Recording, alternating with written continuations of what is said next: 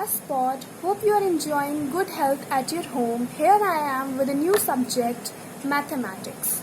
And the topic is ratio and proportion from class 6 NCERT. Ratio and proportion, this concept is totally connected with the word comparison. Comparison से अभी तक हमारा मतलब था सिर्फ इससे कि हमें दो क्वांटिटीज़ दी होती थी और हम समझते थे कि एक क्वांटिटी दूसरी क्वांटिटी से कितनी ज़्यादा है और कितनी कम है। लेकिन अब कंपैरिजन का मतलब हम समझेंगे कितनी गुना ज़्यादा है या कितनी गुना कम है। फॉर एग्ज़ाम्पल, जैसे मेरे पास 5 टॉफ़ीज़ हैं and you have only 3 toffees, तो मेरे पास 2 टॉफ़ी ज़्यादा हैं एज़ कम्पेयर टू यू। इसका मतलब है हमें कंपैरिजन पहले से ही आता है, but we have this concept in our mind with respect to subtraction. अब हमें सीखना है कि हाउ मेनी टाइम्स किसकी चीज़ किसके ज़्यादा है, मतलब मेरे पास कितने टाइम्स टॉफ़ीज़ ज़्यादा हैं आपके कंपैरिजन में। Now let us go through these basics so that we can crack the questions easily. First is the comparison of quantities in the terms of how many times is called ratio. First point is the definition of ratio, as I have explained earlier. It is represented by using this symbol, colon. This symbol is called colon, and this symbol is used to represent a ratio. And a point to be notable is two quantities can be compared using ratio only when they are in same unit. मतलब अगर दो quantity same unit में हैं तभी हम उन्हें ratio में compare कर सकते हैं। अदरवाइज़ अगर कोई चीज़ हमें 2 लीटर दूध दिया है और 5 किलो मिठाई दी है तो हम उसे कंपेयर नहीं कर सकते। हमें दूध में ही, मतलब लीटर की क्वांटिटीज़ में ही कंपेयर करना पड़ेगा या फिर केजी क्वांटिटीज़ में ही कंपेयर करना पड़ेगा। फॉर एग्जाम्पल, हमें रेशियो क्यों यूज़ करना है इसे एग्जाम्पल से हमें समझ आएगा। Suppose there are 2 girls, Ankita and Anushka, and their heights are 150 centimetre and 140 centimetre respectively. इसका मतलब अंकिता और अनुष्का 2 लड़कियां हैं, इनकी हाइट, अंकिता की हाइट है 150 सेंटीमीटर और अनुष्का की हाइट है 140 सेंटीमीटर। अब हमें अपनी पहले की नॉलेज से पता है कि हमें अगर इन दोनों के बीच में कंपैरिजन करना है तो हम क्या कहेंगे कि अंकिता की height 150 minus 140 that is 10 centimetres ज़्यादा है किससे, अनुष्का के कंपैरिजन में। बट अगर हमें कंपेयर करना हो ग्रास हॉपर एक एंट की लेंथ, तो वो तो बहुत ज़्यादा है। ग्रास हॉपर की length is something in centimetres और एक एंट की लेंथ समथिंग इन मिलीमीटर। बहुत छोटी होती है एंट ग्रास हॉपर के कंपैरिजन में। इस हिसाब से अगर हमें कोई बहुत बड़ी चीज़ और बहुत छोटी चीज़ का, यानी उन दोनों की डिफरेंस में बहुत ज़्यादा बड़ा डिफरेंस हो तो हम रेशियो का यूज़ करते हैं। And here is the question, can we do the same thing, that is take the difference or do something else or new? Yes, you are right, we have to do something else and we have to take the ratio. अब हम देखते हैं कि ratio कैसे निकालेंगे हम। And here is the question to be smashed by you people. Question is, in a class there are 20 boys and 40 girls, what is the ratio of the number of boys to the number of girls? Now we will first write down all the information given to us. Therefore number of boys is equals to 20. Number of girls is equals to 40. Now we will take the ratio as given in the question. Ratio of the number of boys to the number of girls. We will take that thing in the numerator which is given first, that is number of boys. जो हमें 2 के पहले दिया होगा उसे हम numerator में लेंगे और जो हमें 2 के बाद में दिया होगा उसे हम डिनोमिनेटर में लेंगे। जैसे कि इसमें नंबर ऑफ बॉयज़ 2 के पहले दिया है तो हम उसे नंबर ऑफ बॉयज़ कितने 20 उसे न्यूमरेटर में लेंगे और नंबर ऑफ गर्ल्स हमें डिनोमिनेटर में दिया है तो नंबर ऑफ गर्ल्स हम डिनोमिनेटर में लेंगे। ठीक है, तो हमारा रेशियो क्या हो जाएगा, ratio of number of boys to number of girls is equal to girls. Number of boys हमारे 20 हैं, hence 20 will be in the numerator, और नंबर ऑफ गर्ल्स हमारी 40 हैं, hence number of girls will be in the denominator. After 2 it is written, so it is in the denominator. Now we will further simplify. हमें ratio निकालने से ही मतलब नहीं है सिर्फ, हमें बस डिनोमिनेटर, न्यूमरेटर और डिनोमिनेटर में वैल्यूज़ नहीं पुट करनी है. We have to further simplify it.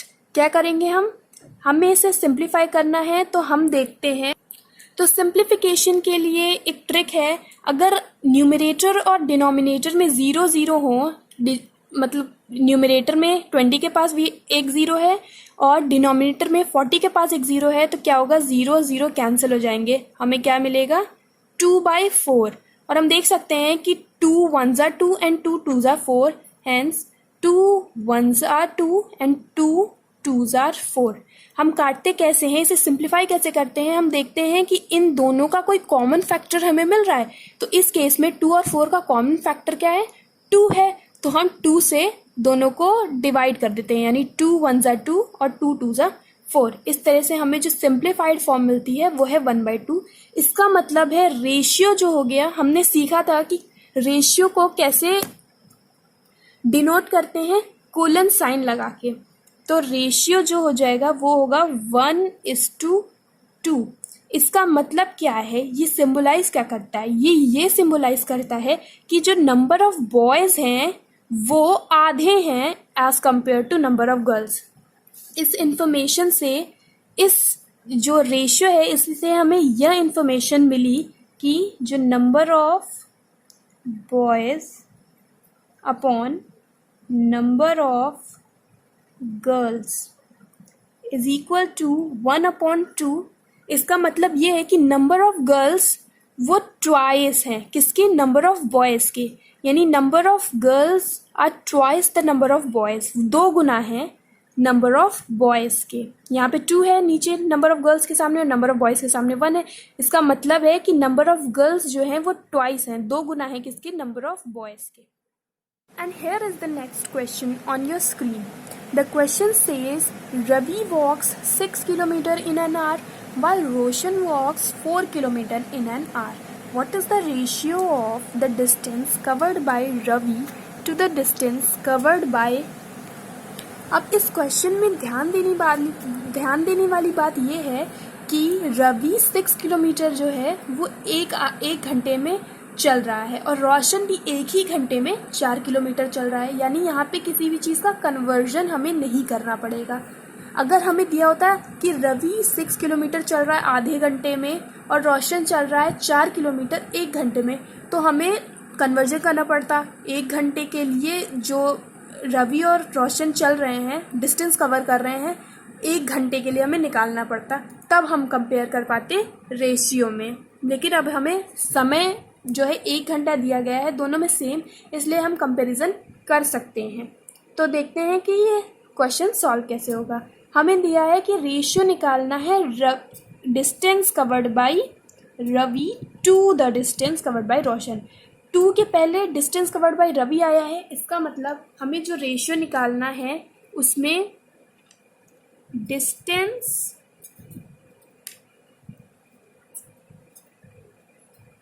Covered by Ravi numerator में आएगा और डिस्टेंस कवर्ड बाय रोशन ये डिनोमिनेटर में आएगा. क्यों? क्योंकि डिस्टेंस कवर्ड बाय रोशन 2 के बाद हमें दिया है, इसलिए हमें रेशियो इस तरह से निकालना है. तो डिस्टेंस कवर्ड बाय रवि हो जाएगी हमारी 6 किलोमीटर्स और डिस्टेंस कवर्ड बाय रोशन हो जाएगी 4 किलोमीटर्स. इसका मतलब है हमें आंसर जो है वो मिल जाएगा. अगर हम देखें तो इन दोनों का कॉमन फैक्टर क्या आ रहा है, 2 आ रहा है, तो हम इसे 2 से कैंसिल कर सकते हैं. कैंसिल का मतलब हम 2 से इसे डिवाइड कर सकते हैं. जब 2 से डिवाइड करेंगे तो तो हमें जो क्वेश्चन मिलेगा वो होगा 2 3 ज़ा 6, तो ये 3 हो जाएगा, और 2 2 ज़ा 4, तो ये 2 हो जाएगा। हमें क्वेश्चन लिखना होता है यहाँ पे डिवाइड करने के बाद, HCF से, कॉमन फैक्टर से, हाईएस्ट कॉमन फैक्टर से डिवाइड करने के बाद यहाँ पे क्वेश्चन लिखना होता है। तो ये हमारी सिंपलेस्ट फॉर्म है। क्यों? क्योंकि ये फर्दर सिंप्लीफाई इसे नहीं किया जा सकता। क्यों? क्योंकि इनका common highest common factor HCF जो है वो 1 होगा, इसलिए इसे हम फर्दर सिंप्लीफाई नहीं कर सकते हैं। ये तरीका होता है एक सिंप्लीफाइड फॉर्म को पहचानने का। अगर आपसे कोई पूछता है कि ये सिंपलेस्ट रेशियो है या नहीं, सिंपलेस्ट रेशियो मतलब वो फर्दर सिंप्लीफाई नहीं हो सकता, कैसे पता करेंगे? अगर न्यूमरेटर और डिनोमिनेटर का हाईएस्ट कॉमन फैक्टर यानी कि HCF अगर 1 आए तो वो फर्दर सिंप्लीफाई नहीं हो सकता, फ्रैक्शन या फिर रेशियो जो भी कह लें आप। तो जो हमारा रेशियो है वो आ जाएगा 3:2। इसका मतलब क्या है? 3:2 रेशियो आया है distance covered by Ravi upon distance covered by Roshan. इसका रेशियो आया है 3:2। इसका मतलब क्या है? जो रवि डिस्टेंस कवर कर रहा है वो 3/2 टाइम्स है किसके? डिस्टेंस कवर्ड बाय रोशन के, यानी वो 3/2 टाइम्स ज़्यादा डिस्टेंस कवर कर रहा है किससे? रोशन से, in the same time period. I would like to end this video with the crux of the topic. Here are some points to be remembered. These are most important points, so do make sure that you remember these points. First, ratio can be considered as fraction. Of course, we all have a good hold at fraction. So, अगर आप ratio को fraction की तरह consider करके पढ़ेंगे तो it will become damn easy topic for you all guys. तो इसे फ्रैक्शन से कंपेयर करके पढ़िए, जैसे कि हमने प्रीवियस क्वेश्चंस में भी देखा था। It comes out to be as fraction, 3/2 आया था, 1/2 आया था, बट हम उसे फर्दर कैसे लिख दे रहे थे? Numerator colon denominator. ये हम बस इसे इस फॉर्म में रिप्रेजेंट करके कह देते हैं कि ये रेशियो है, लेकिन वो एक्चुअली में it's a fraction. Ratio has no units. As we have seen in these questions that these units get cancelled as these are in numerator and denominator. In the division form, ये division form में है तो ये units जो है वो cancel हो जाती हैं, इसलिए a ratio has no unit. Next is two quantities with same units only can be compared using ratio or with any other technique. अगर आप किसी भी चीज दो क्वांटिटीज़ को कंपेयर कर रहे हैं then they must have same units. अगर मान लीजिए आप कंपेयर करना चाहें, किसी की हाइट को कंपेयर कर रहे हैं एंड यू आर कंपेयरिंग कितना लीटर दूध है, इसमें दोनों में क्या कंपैरिजन? हम कर ही नहीं सकते कंपैरिजन, इसलिए the units must be same, वो चाहे रेशियो के लिए हो या फिर किसी और भी अदर टेक्निक के लिए। Next point is ratio should be expressed in lowest form.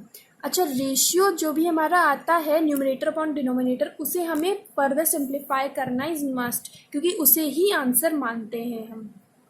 हालांकि बहुत जगह नहीं दिया रहता सिंप्लीफाई करके, लेकिन simplification should be done, it's a good sign. Okay, तो अब नेक्स्ट पॉइंट है quantity before 2 is numerator and quantity before 2 is denominator, after 2 is denominator.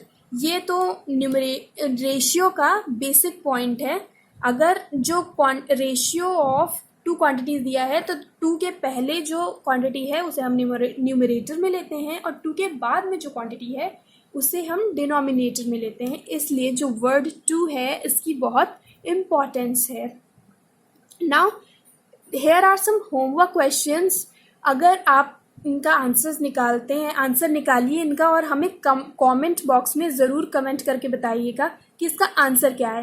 First question I have given is some needs the concept of the third point. ऐसा question मैंने नहीं कराया है अभी तक, बट चूंकि मैं ये पॉइंट बताया है मैंने इस वीडियो में, आप अगर इस पॉइंट को लगाएंगे फर्स्ट क्वेश्चन में then you will be easily bailing through this question.